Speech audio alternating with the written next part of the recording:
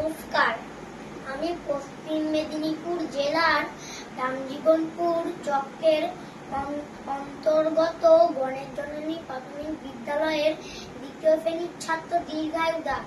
আমি আজ আপনাদের কাছে একটি TLM এর উপস্থাপন করব, যা বানাতে আমার লেগেছে সামান্য কিছু থার্মোকল,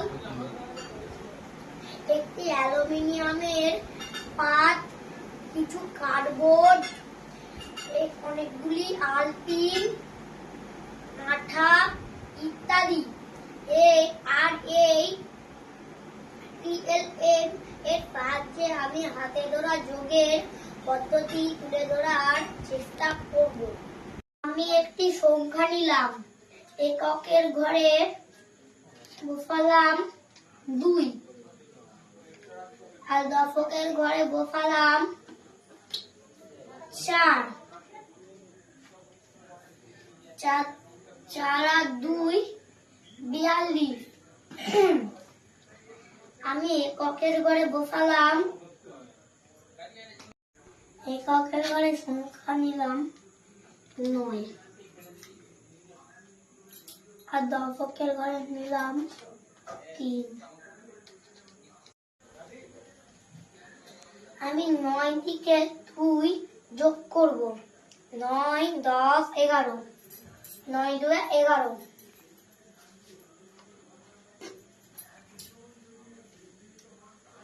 আমি নিচে 1 বসালাম।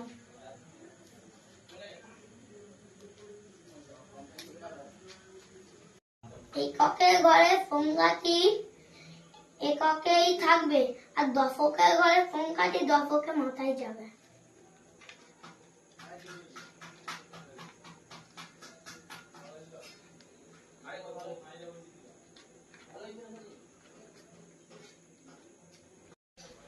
এবার আমি 3 4 এ যোগ করব।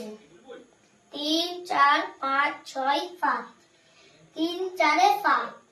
7 থেকে আমি 1 যোগ করব। 7 8। 7 আর 1 8।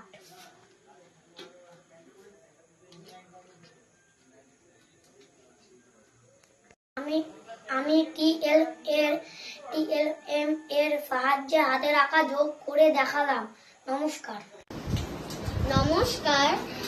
নমস্কার, আমি পশ্চিম মেদিনীপুর জেলার রামজীবনপুর চক্রের অন্তর্গত গণেশ জননী প্রাথমিক বিদ্যালয়ে দ্বিতীয় শ্রেণীর ছাত্রী নয়না দাস। আমি একটি TLM নিজে হাতে বানিয়ে নিয়ে এসেছি। TLM বানাতে আমার লেগেছে একটি কার্ডবোর্ড, কাগজের চায়ের কাপ, আঠা, কিছু পেপার কাটিং, যাতে আছে কিছু ছবি ও তার ইংরেজি বানান। আজ আমরা এই TLM ব্যবহার করে এ এবং এন ব্যবহার সম্পর্কে জানব।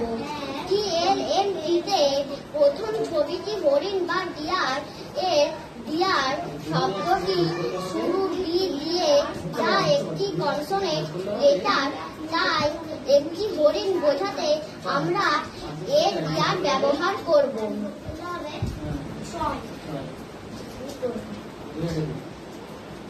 ডিয়ার অর্থাৎ হরিণের নিচে আছে হাতির ছবি।